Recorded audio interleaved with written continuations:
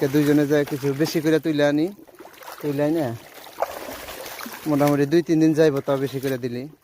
আসলে কষ্ট তো হয়ই, কারণ কিছু করার জন্য কষ্ট করাই লাগবো। কষ্ট না করলে কোনোদিনও ফল পাওয়া যাবে না।